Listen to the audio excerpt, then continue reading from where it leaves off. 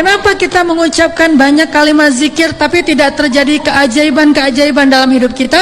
Mungkin kalimat kita itu belum jujur, belum sesuai dengan hati kita dan realitas kehidupan kita. Seandainya kita jujur, Allah akan tunjukkan keajaiban yang luar biasa loh dalam hidup kita. Wa aufu bi'ahdi ufi bi'ahdikum wa iyaya farhabun. Kata Allah, jujur, tunaikan janjimu kepadaku, aku pasti akan tunaikan janjiku kepadamu, dan kepadakulah kalian akan lari. Maksudnya, kepada Allah kita meminta pertolongan. Jadi kalau kita jujur sama Allah, Allah akan jujur sama kita. Kalau kita benar-benar mengatakan itu dengan yakin, Allah tidak akan mengecewakan kita sama sekali. Keajaiban itu akan terjadi dalam hidup kita. Sangat mudah urusan kita. Berkali-kali Musa itu larinya ke Allah, larinya ke Allah, larinya ke Allah. Ada masalah dikit, Robbi. Ada masalah sedikit, Ilahi. Ada sedikit masalah, ya Allah. Terus saja gitu. Makin banyak masalah, makin dia lari ke Allah.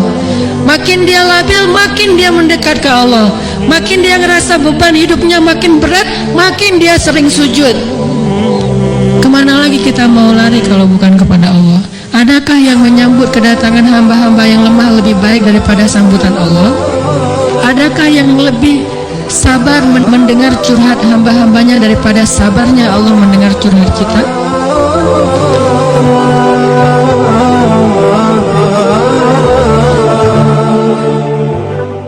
Bani Israel itu kalau beriman hitung-hitungan banget. Habis beriman harus rezekinya berlimpah. Habis beriman harus terbebas dari segala masalah. Habis beriman harus dimanjain banget dunianya. Itu pola pikir Bani Israel. Sedangkan para nabi dan orang-orang yang beriman gak kayak gitu cara berpikirnya. Setelah beriman Allah uji, maka mereka mengatakan, ini untuk melihat apakah saya jujur dalam iman atau munafik.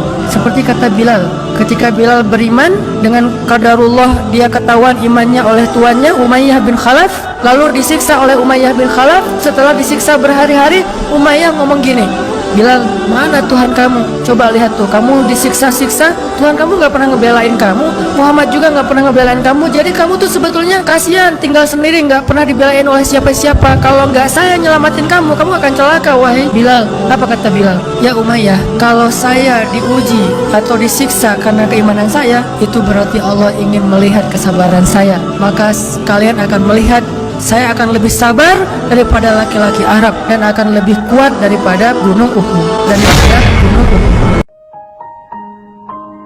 Aina Allah, di mana Allah? Ini kalimat sederhana, tetapi hasilnya luar biasa.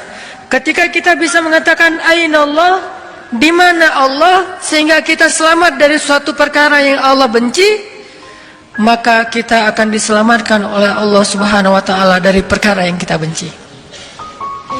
Siapa yang menyelamatkan diri dari perkara yang Allah benci, maka Allah akan menyelamatkan dia dari hal yang dia benci di dunia dan di akhirat. Allah tidak suka kepada orang yang berdusta. Kita selamat dari kebohongan, dari kedustaan. Kita selamat dari kezaliman. Kita menyelamatkan diri dari maksiat. Kita menyelamatkan diri dari dosa. Setiap kali kita menyelamatkan diri dari perkara yang Allah tidak suka, yang Allah benci, maka Allah berjanji akan menyelamatkan kita dari perkara yang kita tidak suka dan yang kita benci, dunia dan akhirat. Matematika untuk mengukur siapa lebih beruntung, sehingga kita tidak perlu bertanya, kenapa? Why? Saya udah hijrah kok makin susah hidup saya. Dunia itu, akhirat enggak. Kalau kita mengukur amal kita hanya dengan dunia, kita bakal sering kecewa karena Allah tidak menilai dunia ini bahkan lebih ringan daripada sebelah sayap nyamuk. Seandainya kata Nabi, dunia ini di mata Allah ada harganya, pasti Allah nggak mau ngasih dunia kepada orang yang tidak beriman. Nggak mau. Berhubung dunia ini tidak ada nilainya, Allah kasihlah kepada orang yang tidak beriman. Sedangkan yang bernilai, Allah simpan untuk orang yang beriman dan sabar. Sehingga ketika kita hijrah, kita minta tolong kepada Allah urusan dunia, tetapi kita yakin kalau kita istiqomah, ikhlas, maka di akhirat wa ma indallahi khair. Kalau teman-teman lagi cemburu dengan dunia seseorang, ada rasa kayak kepengen apa yang orang punya, ada rasa iri, ada rasa cemburu, merasa orang lain lebih beruntung dari kita, bilang wa ma indallahi khair. Apa yang ada di sisi Allah lebih baik. Udah, nggak jadi cemburu.